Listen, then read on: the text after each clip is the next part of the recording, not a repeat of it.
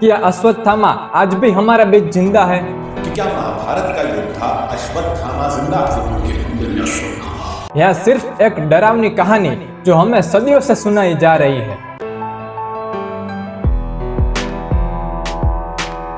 महाभारत का वो योद्धा जिसे भगवान श्री कृष्ण ने अमरता का वरदान नहीं बल्कि एक भयानक श्राप दिया था, तो क्या यह सच है कि सिर्फ लोकमान्य कथा?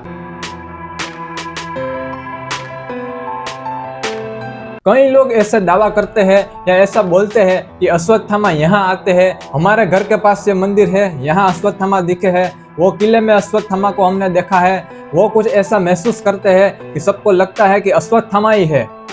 तो क्या यह सच है?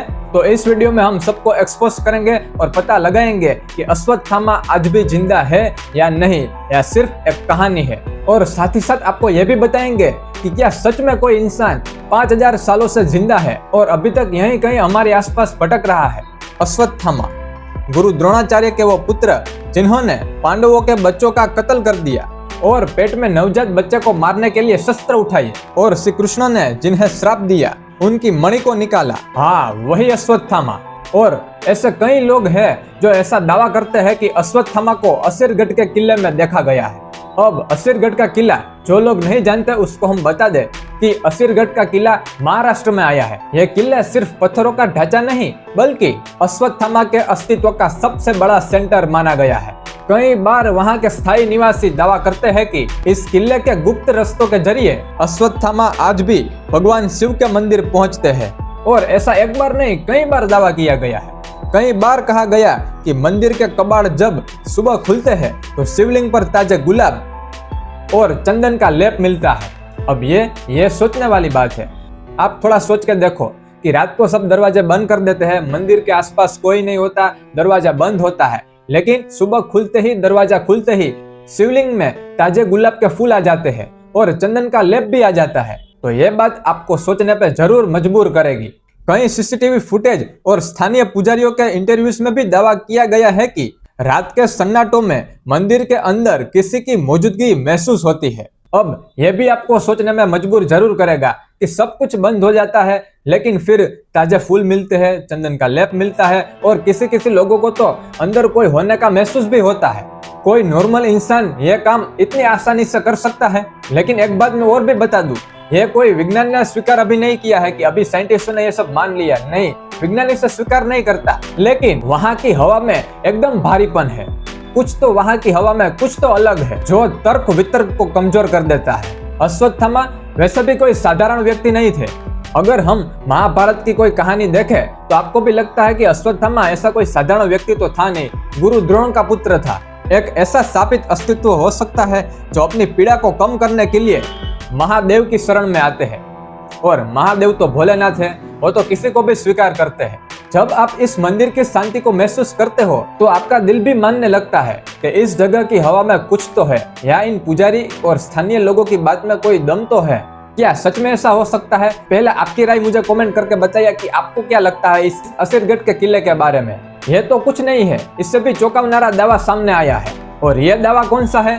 तो सुनिए। जब सम्राट पृथ्वीराज चौहान अश्वत्थामा से मिले थे, अब जो दावा है, अब जो चौंकाने वाला किस्सा है वो ध्यान से सुनना, क्योंकि ये तो चलो हम हमारी बात करते हैं कि यहाँ मध्य प्रदेश के आसपास कोई किला है, उसमें कई लोगों ने ऐसा सुना होगा या महसूस किया होगा या देखा भी होगा। हम किसी को सच या किसी को झूठ नहीं कह रहे, लेकिन ये दावा आप जरूर सुनिए। इतिहास की सबसे चौंकाने वाली मुलाकात 12वीं शताब्दी में हुई थी, जब दिल्ली के सम्राट पृथ्वीराज चौहान एक शिकार के दौरान एक लंबे और रहस्यमय व्यक्ति से मिले।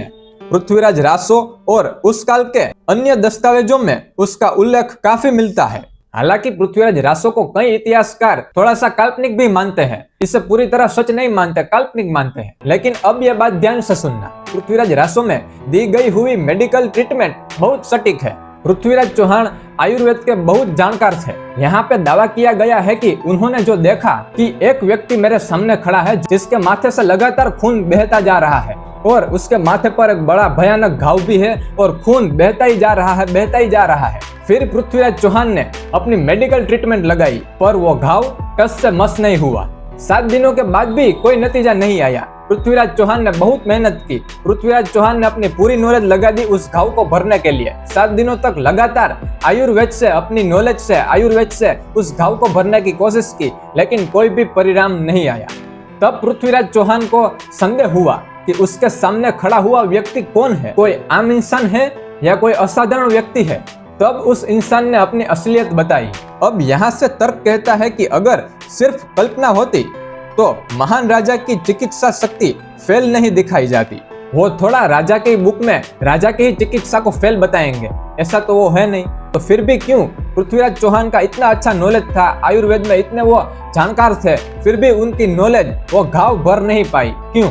वह असफलता दिखाती है कि वो व्यक्ति कोई साधारण नहीं था, कि वो घाव किसी दवा से नहीं भरेगा, कि वो लंबा चौड़ा इंसान कौन था।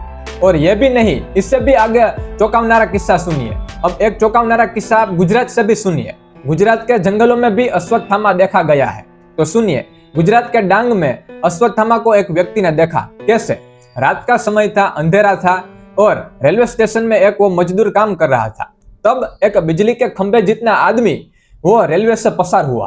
अब आप ध्यान से सुनिए, बिजली का खंभा यानी कितना? 10 फीट, 12 फीट, और अश्वत्थामा की भी ऊंचाई 10 या 12 फीट ही थी। तो ये तो हम नहीं मानते कि वो अश्वत्थामा ही था, लेकिन वहां पे भी दिखा गया। तो लास्ट में तो मैं आपको यही कहूंगा कि आपको क्या लगता है, अश्वत्थामा है या नहीं? अश्वत्थामा अभी जीवित है या नहीं है? आखिर अश्वत्थामा हमें यही सिखाता है कि कर्म कभी व्यर्थ नहीं जाता।